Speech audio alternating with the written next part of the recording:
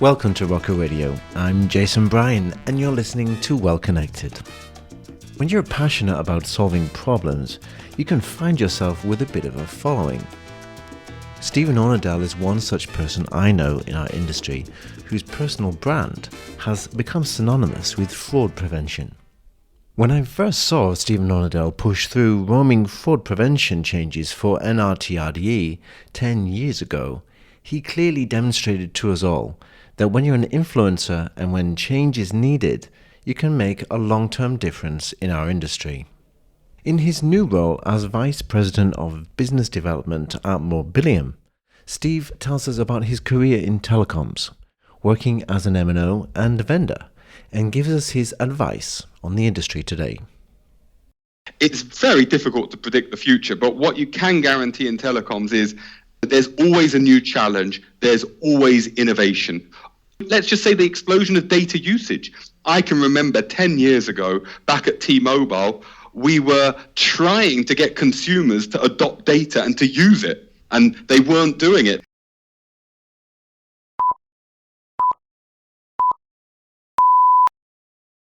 It's with great pleasure that I'm here with Stephen Ornadel, Vice President of Business Development at Mobileum. Stephen, this is a new role for you, isn't it? Absolutely. I'm really excited to have joined Mobileum. Obviously, I've long been aware of Mobileum, both in their former guise as Roamware and in the last few years since their migration to Mobileum. And it's a company that's always fascinated me, always interested me, constant innovation and such a comprehensive portfolio that it's a real privilege to be here. I want to know about the Stephen Ornadel that we all know from the industry. What was the moment that you started in telecoms? If I go back, post-university, I was an auditor at PwC. It was Coopers and Lybrand at the time, and I knew that wasn't the thing for me. So I took my first role, a company called Dixon's. I just knew that wasn't a long-term future. It was quite a difficult company to work in. What was your interest in working in Dixon's? Well, you're in practice, you want to find a job in the commercial sector. I knew I didn't want to be an auditor. It was not for me. So a job came up. It's an interesting company. It's fascinating to see the inside of a company like that. I was lucky to be involved in a project to build their first internet fulfillment distribution center. And that was at the very, very early days of the internet when Amazon was still just selling books. So that was really interesting. But at the time, my sister was working for Cable and Wireless, and she piqued my interest in telecoms. And I was conscious that 1-to-1 had an office fairly near my home. Eventually, an opportunity came up, and I applied for it and was lucky enough to get it. And I moved into the finance team as a project manager. And that's how it started.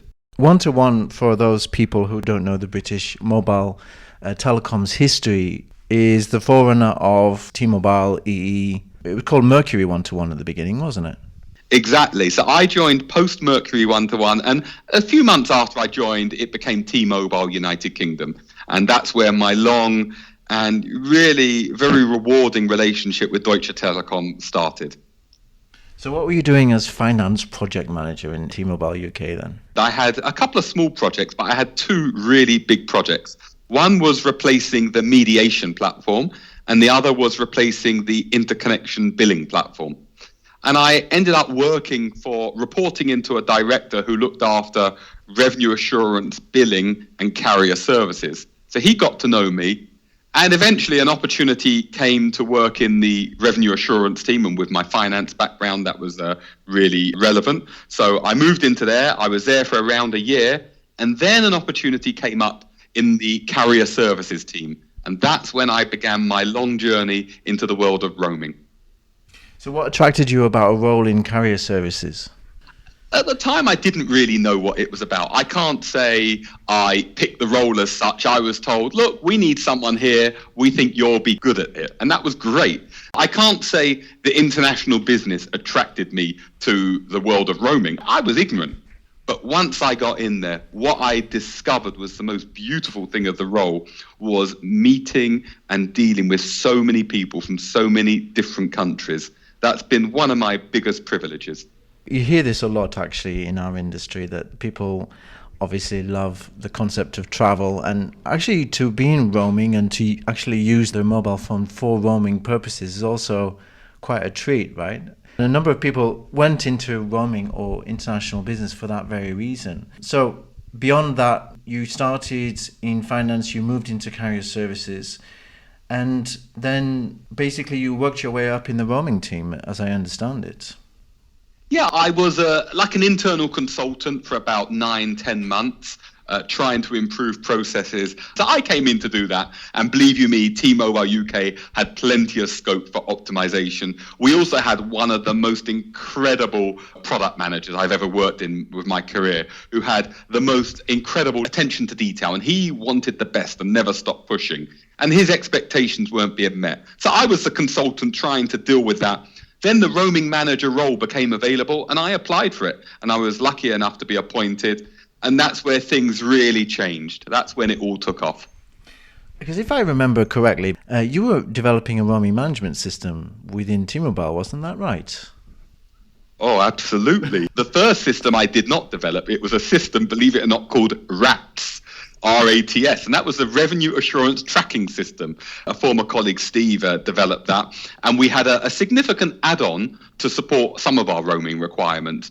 But then eventually, it was no longer adequate. We wanted something that was a lot more capable, that would support XML, was cross-functional, document management, automation, integration into the billing system and provisioning, etc.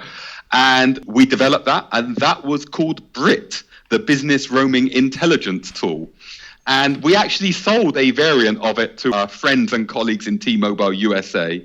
And I certainly know it's still being used in T-Mobile in EE now. And I left 7 years ago, and we had well over 100 users of that company-wide. So that was very, very fulfilling. But it did teach me a very pertinent lesson, which is we built something that was state-of-the-art. But if you look back at it with hindsight, it was expensive because you take the full load of the costs. Furthermore, the roadmap, you only have your own ideas. When you're dealing with a vendor solution, there may be more payment up front, but in the long run, it's a lot cheaper and you get much more innovation. So you didn't really get the payback that you wanted for RATS and BRIT, but it was still worth doing, right? We did get the payback, and in terms of efficiency, we were a very small team. We didn't have the big roaming teams that you see in maybe some of the more incumbent networks in Europe. We were 3 or 4 people and a couple of IREG testers, etc., but many different departments interfacing into the process flow. But I guess what I learned was, in the long run, it can be cheaper to buy something off the shelf. Yeah. But going back 12, 15 years ago, there was nothing off the shelf. I can remember presenting it, the solution to what was then EDS, which has now eventually become Cineverse, saying, you guys should come to a partnership with us and sell this to your customers. I think they'd like it. And I don't think they understood. They didn't see it at all. Maybe it was even too small a business idea for them. You look at some of the companies now that are selling innovative roaming management solutions, the demand's definitely there. No, I think the demand for end-to-end roaming management solution, it would be great, because right now, obviously with messaging, with Internet of Things, there's so much for the roaming team or the personnel in the roaming team to be taking on board. So who needs to manage that whole RIAX system of processes anymore? It's like, you need it to be efficient now, especially with regulation and things like this happening. Well, and that's it. The margins aren't what they used to be. That means the teams supporting that business unit presumably need to be more efficient and less costly. So you need automation. I was on the other side, of course. During this time, I was working in O2 UK, and we were also building our own roaming management system. But yeah, it sure was tough because you had to build everything yourself. You spend a lot of resource time on it. So absolutely, you're working your way up to international roaming manager. What happened then? You started doing things in GSMA on behalf of T-Mobile, didn't you?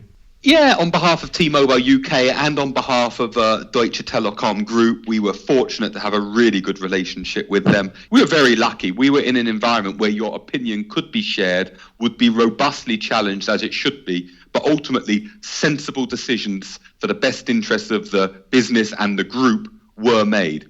So yeah, I did a lot of work on the GSMA side of things. It's a benefit being a native speaker, being based in London, because many of the GSMA meetings at that time anyway were in London. One of the earliest things was working, in fact, with you on the Ring meetings, when we really did get to grips with some very interesting aspects of roaming, which are now taken for granted. But stuff like network extensions, these were quite revolutionary at the time.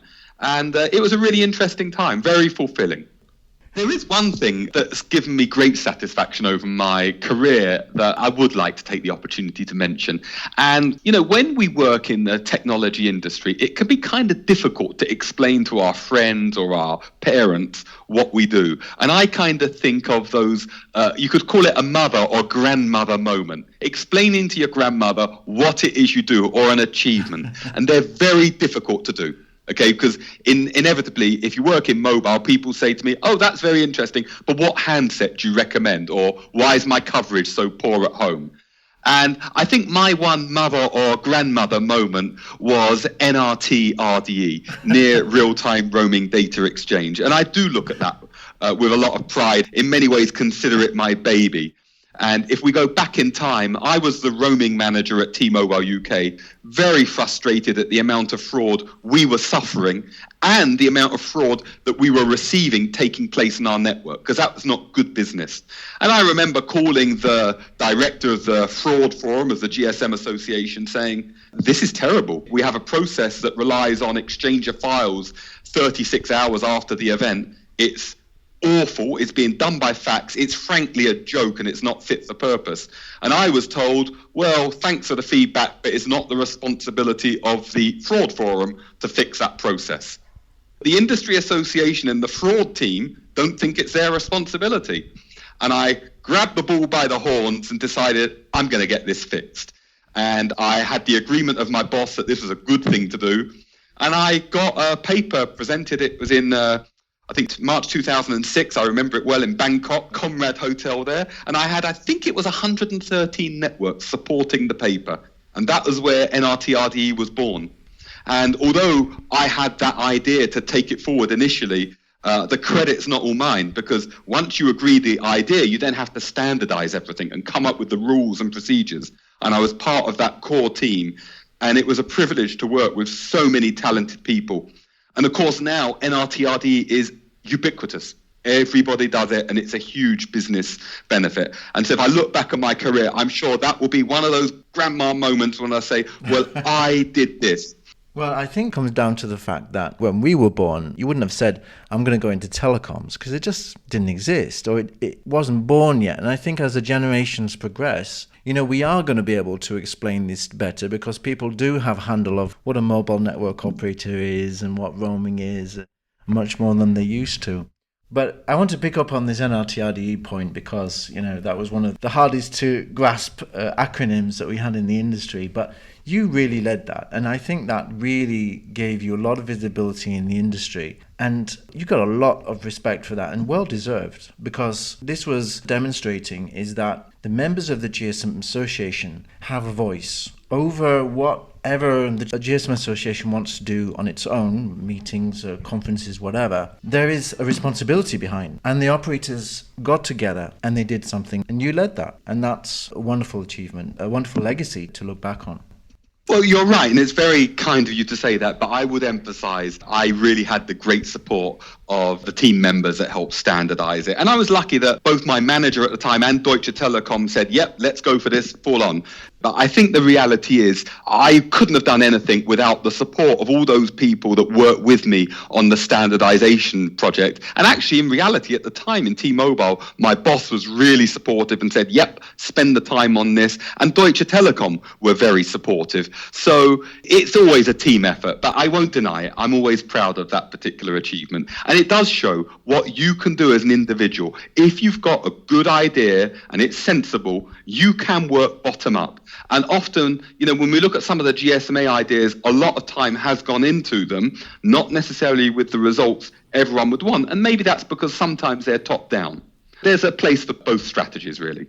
Yeah, it seems to me that there is some projects which are always coming down from, let's say, the board of the GSMA, which of course are good initiatives that need to be developed. But then Within the working parties we worked in, there was always a bottom-up approach where the operators were coming, they were saying what the issues were, and momentum was gathering for those projects as well.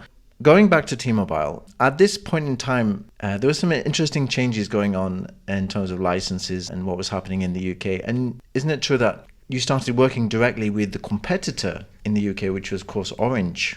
The two companies started to merge and to do things as one single entity. Yes, we did merge, but that was kind of towards the end of my time at T-Mobile. Prior to that, not that long, maybe after the NRT RDE stuff, several more years as the roaming manager, then I got promoted to be the head of carrier services, a role I really enjoyed because I got the benefits of some of the roaming side, which I really enjoyed, and then dealt with interconnection. And interconnection is similar to roaming in some ways, obviously a limited number of partners that you deal with, but the values are absolutely astronomical. And I've always had a legal side to me. When I left university, I was debating whether to be an auditor or a lawyer, and I just got offered an accountancy job first. It was as simple as that. So that's what I went for. And on the interconnect side, there's a lot of scope for disputes. And those disputes, they don't start at less than £2 or £3 million. That's the reality. And I even appeared in court, actually, in the UK as a witness of fact, the Competition Appeal Tribunal. That's a moment I'll never forget. And you really have to do a lot of training and preparation for that. I never thought I'd be in a court discussing telecoms regulation and being cross-examined by a barrister.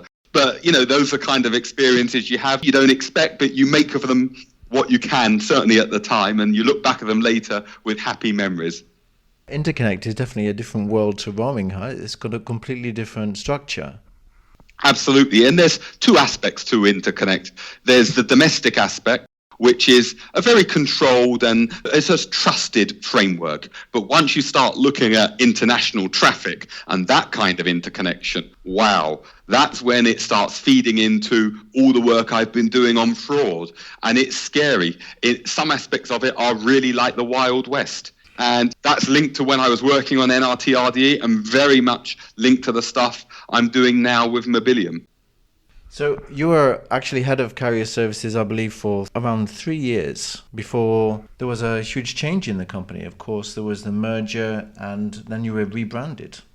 That's right. So we rebranded initially to Everything Everywhere. There were skeptics at the time about the Everything Everywhere brand, and I think those skeptics were proved right because the high street name now is EE, as many of your listeners will know. And I guess at that time, I'd been at the company 10 years, changes were made, and it was a good opportunity for me to move on.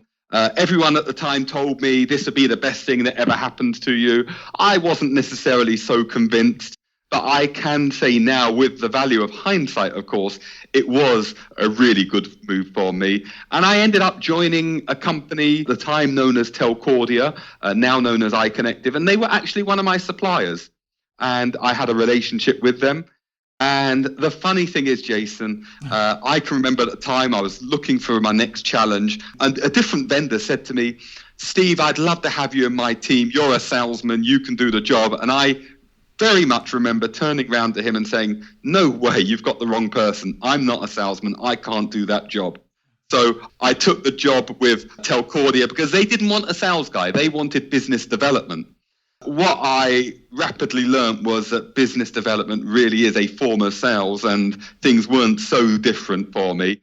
And I enjoyed it. And I always look back at, there was in T-Mobile, we organized a marketing event for the whole marketing team. And our team, Carrier Services, was in wholesale marketing. And I was one of the 3 people that organized that event. And I remember someone said to me, you should be in sales. It's quite incredible how things happen. That's what I'm really doing now. And I've been doing it for 7-8 years and really enjoy it. The most rewarding part is the people.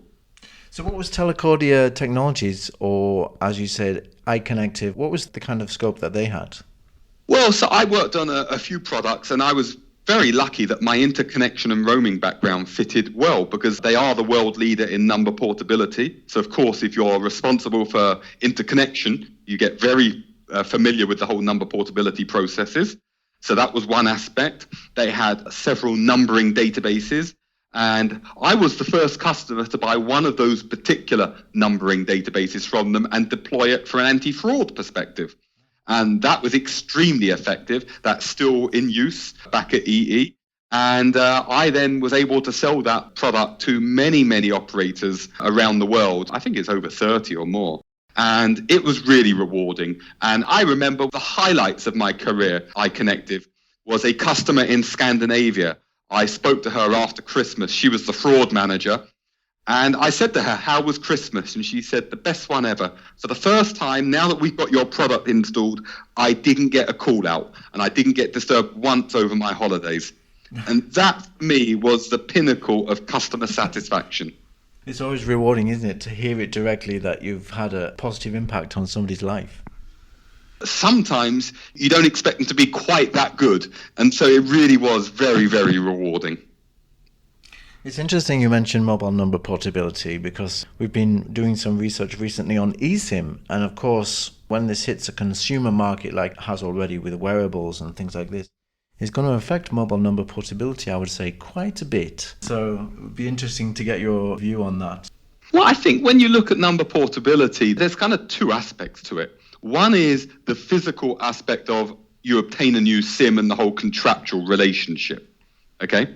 But then the second one is transferring a live account from network A to network B in a fully coordinated manner so that inbound calls, when they are received before the cutover point and after the cutover point, are correctly routed to avoid fraud, because you can get hijacking. And the reason they want to do that is to get the one-time pins associated with your bank account, for example. So there is a requirement for a separate process with identification, verification, and validation and coordination. Because what you don't want to happen, which in poor processes can happen, is that customers have an outage when they can't receive calls or SMSs for hours. And that has to be avoided. I think there is a small impact. I don't think it will change things fundamentally. It's likely that a lot of processes for changing from one operator to another may be happening on online sales channels in the future, as opposed to going into stores. And of course, eSIM brings the possibility where you can just easily change the identity of your phone, of your account. Absolutely. I think in that aspect, without any doubt, that's where the real benefits are, in that a customer can do everything from their seat and have everything provisioned over the air without going into a store. But you still have to validate and verify that customer, because you've still got the risk of a hijacking or fraud, etc. And so that will limit the scope for it to be too touchless. I think a network that's giving out an iPhone X that's worth £1,000 or to a new customer, they want to validate who they are. And you might have all the documentation, but how do you know that documentation hasn't been stolen? And that may limit the ability to do everything remotely. So going back to your career and Telcordia became iconectiv, but it was also part of the Ericsson group. Isn't that correct? Yes, so Ericsson purchased what was Telcordia and incorporated half the business into Ericsson. One division was spun off because of US government regulations. And then there was one division left, which was the former Interconnection Solutions division. And that was rebranded as iconectiv.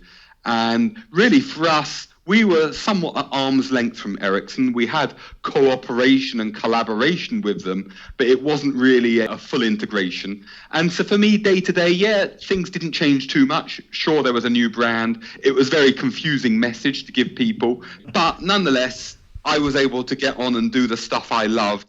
And I had a good time there. But I do think it was time to change. After 10 years at T-Mobile, I said I'll never spend 10 years in a company again without change, because change is a good thing. And before I knew it, it was 7 years at iconectiv, which was more than I ever thought I'd spend there. So one question on the swap, because we all know in this industry that there's the dark side and there's the light side, as they say in Star Wars. So you've got the light side, which is always the mobile network operator, and the dark side, which are the vendors. And you made the swap. You moved from a mobile network operator environment to become a supplier to a mobile network operator. How was that? I always get asked which is better. It was challenging at the beginning. There are some things I miss. I used to manage a team of people, and I loved managing people, and I loved the camaraderie and, frankly speaking, the banter of the office. I now work from home. So when you're at home, you don't have that. But on the other hand, you don't have maybe the bureaucracy of a large company and the predictability. It's very different on a vendor side. It's a lot more innovative, a lot more creative, and you have to react to circumstances very quickly. If a potential customer calls you up and says, I want a meeting tomorrow, you've got to go. We're here to serve customers. We're here to make their lives better and easier. Yeah, I know about that these days. Going from a big company to a small company is a big change, but also it must have helped a lot have had the mobile network operator background when you were selling into them as well. When you're selling to people that are doing the job you used to do, you really understand their pain points. And it's just so important. You constantly feel as if you're able to put yourself in their position. Now, sometimes that might be a mistake because not all companies are the same. But I found that to be invaluable. So after being in iconectiv for 7 years, how time has flown since I remember you starting there. What would you say was the big lesson that you learned from that experience? I think the big one is being on the vendor side and selling. You are to an extent on your own in the sense if stuff's going to happen, you have to make it happen. People might be interested in buying your products, but they're busy and they forget stuff. It's not the fun side of the job necessarily, but you can't have the glory without a lot of pain before it. So it's about being independently minded and motivated to just get stuff done and never giving up. You get knockbacks all the time. That's the nature of stuff. People might want to buy stuff and their budget's removed, or you've lost to a competitor. Thankfully, that didn't happen too often, of course. But you have to persevere all the time and never give up. Last year, you also started to become a director for the Communications Fraud Control Association. Can you tell us what that is? Yeah, so starting with NRTRDE, my path towards becoming what is apparently an expert in fraud began. And I've spent many years in that domain now. And iconectiv, I specialize, so about half of my time selling into the fraud sector. And I attended some meetings of what's commonly known as the CFCA. It's a global counter-fraud organization headquartered in America. And I found it really rewarding attending the meetings, not just for selling, but also for learning and sharing and collaboration. And I thought, you know what? I'd like to give a little bit more back. And when you're in the job of business development, some people think, oh, you only come to the meetings to sell and not to give. Okay. And that's not my nature. And hopefully the people that know me know that as much as I have to do my job, I want to give back to the industry as well. And this is a great opportunity to do that.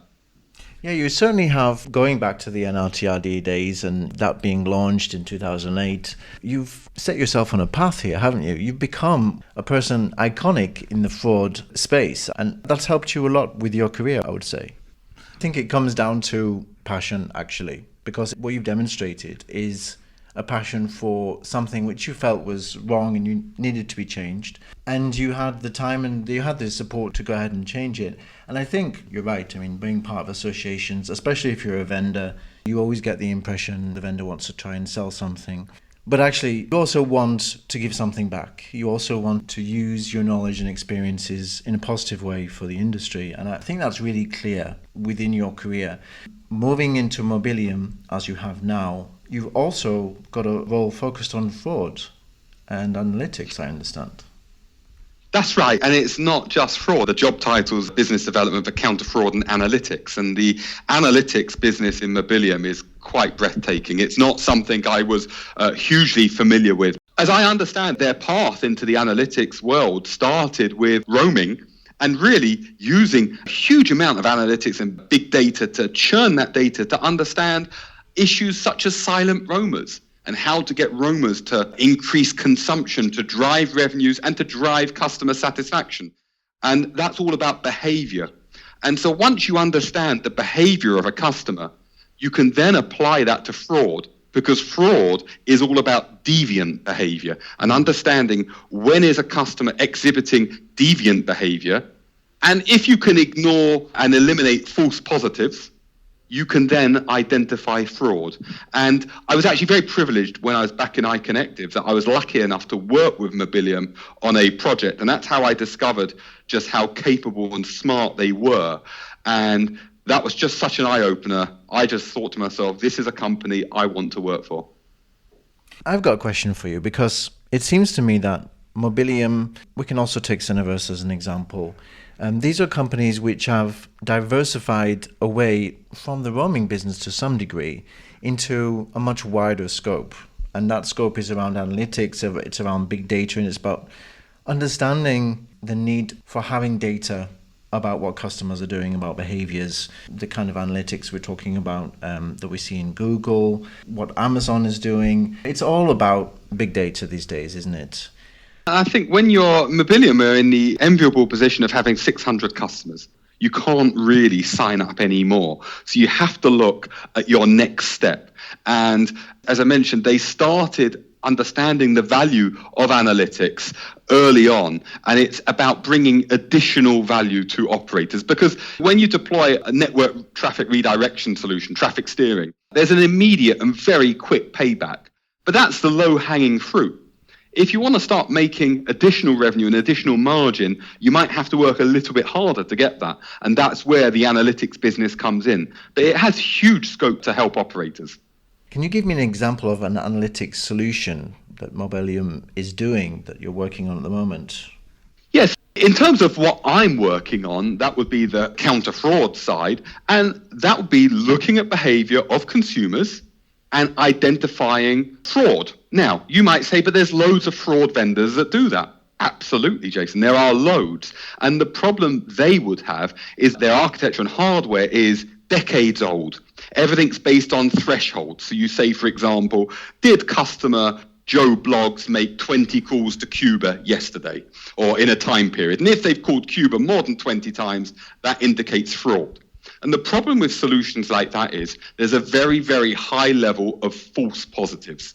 Believe it or not, false positive rates, anything between 25 and 80% is not unusual. Now, if you've got a false positive rate of 80%, that means for every 100 cases a fraud analyst investigates because there's an alarm, 80 of them was a waste of time.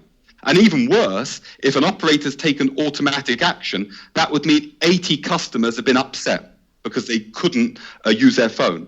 What we say is look at the behavior, understand, okay, a customer called Cuba a lot, but maybe after calling Cuba, they called home to speak to their wife. And maybe they're on the normal cell site. And then maybe they did an internet session and looked at the BBC News, just like they always do. And maybe we could see from their location information, they started off in central London and ended up in their home location.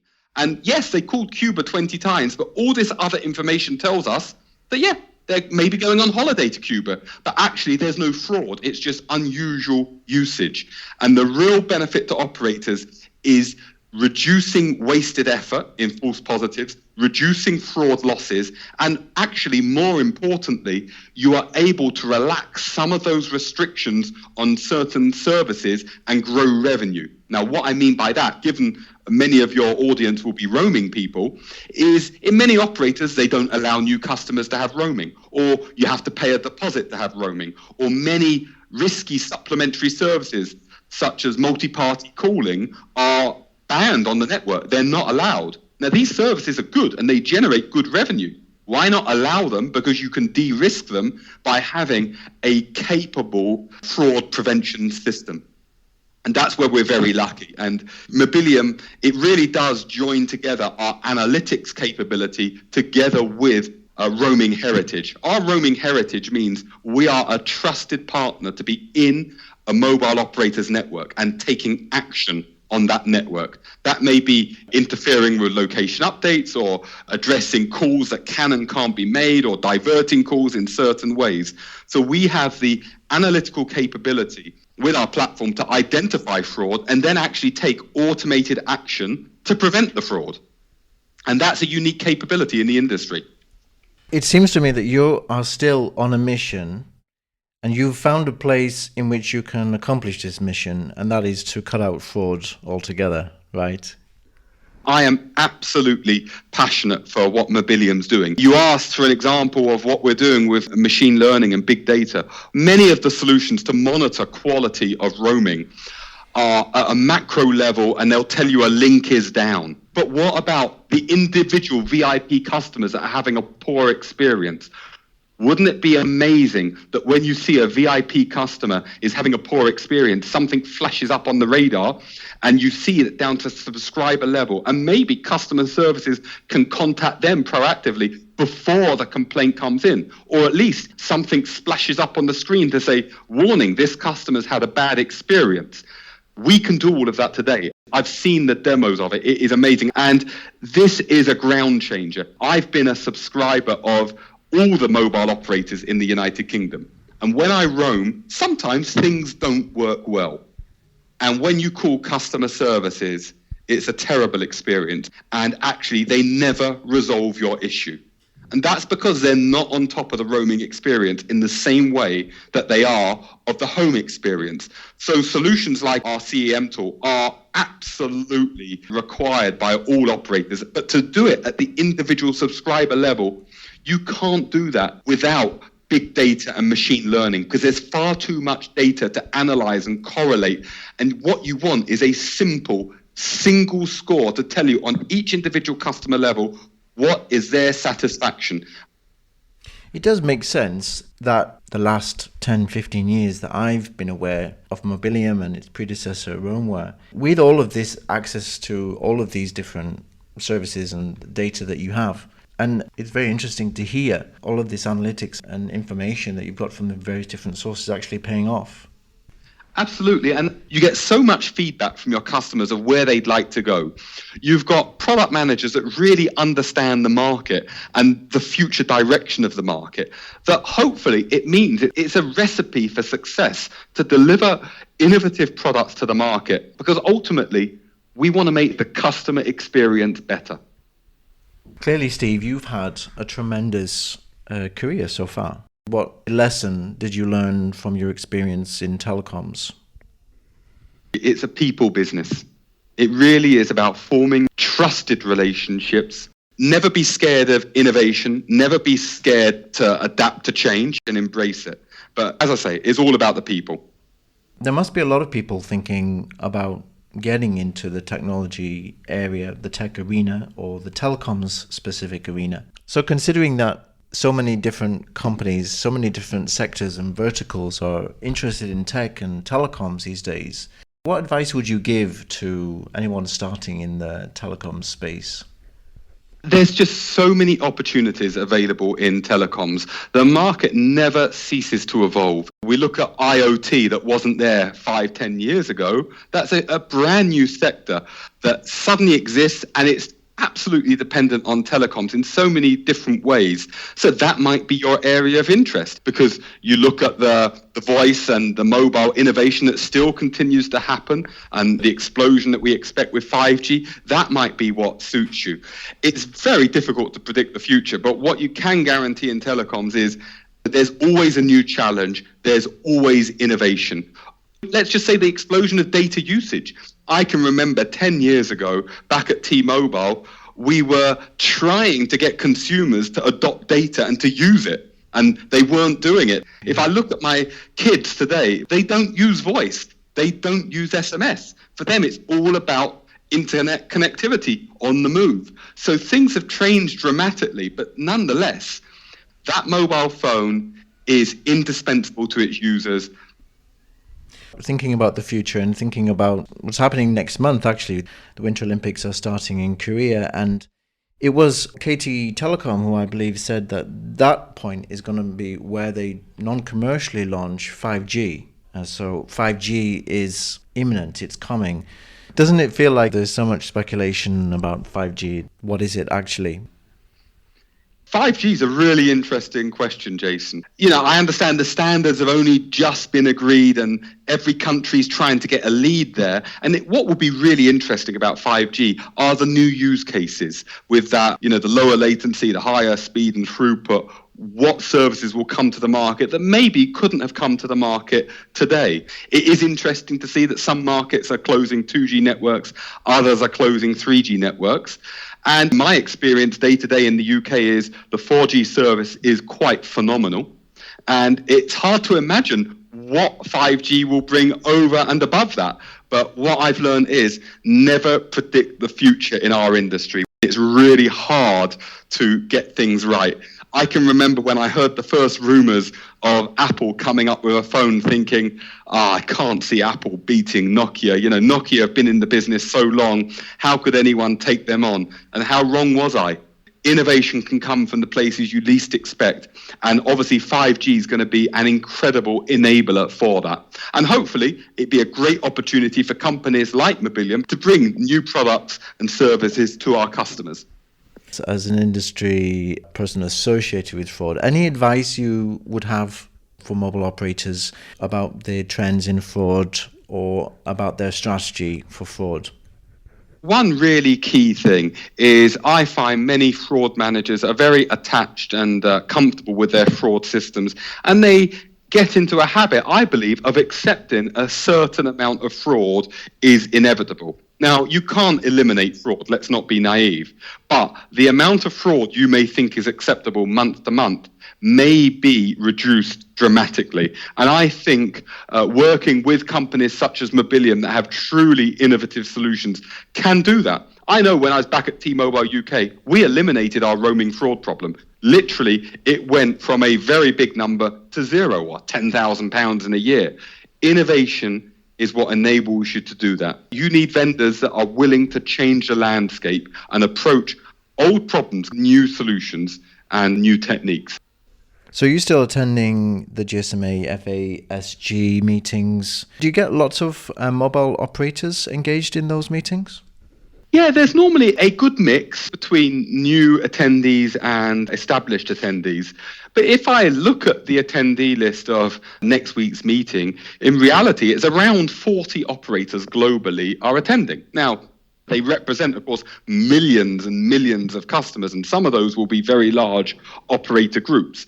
But if you think of a world where we have probably 1,000 operators, it's not so big. So I do think it's unfortunate that more people don't attend and that there isn't more collaboration in the industry of sharing information. We just completed a special survey with the MNOs, actually, on Internet of Things security strategy. And, you know, because Internet of Things has its own unique fraud and security situation, it seems to me that in association meetings, be it any association, there's never enough disclosure about the fraud to ever really eradicate fraud. In terms of just operators sharing with each other what situations they've had, do you think it's changing over the years, or is that a good assessment?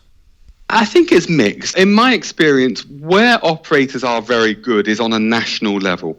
So in individual countries, the operators, generally speaking, share information quite well. Obviously, there's competition constraints, but I do think on an international level, there is not as much collaboration and cooperation as there could be in information sharing. Now, the GSMA meetings are very good in the sense that operators will highlight new case studies, that kind of thing. But in terms of reporting on individual fraud cases that happen day to day, all the time, you don't see as much as that as possibly one could. Thank you so much, Steve, for the insights you've given to us in this podcast. Anything else you'd like to add? Well, first of all, it's been a pleasure to have got to know you, Jason, and work with you over the years and to see how well Rocco's doing. And thank you for the invitation. We hope you enjoyed this week's podcast. Look out for more in the Well Connected series in the coming weeks. Currently, Rocco is working on a new research project with operators on MIoT. The MIoT strategy report will dig into how MNOs are going to handle this for roaming. Simply go to our research projects page to complete the survey. Every MNO who takes part will receive an exclusive free executive summary report containing the aggregated data of all MNOs who took part. Until next time, this is Jason Bryan. And you've been listening to Well Connected from Rocker Radio.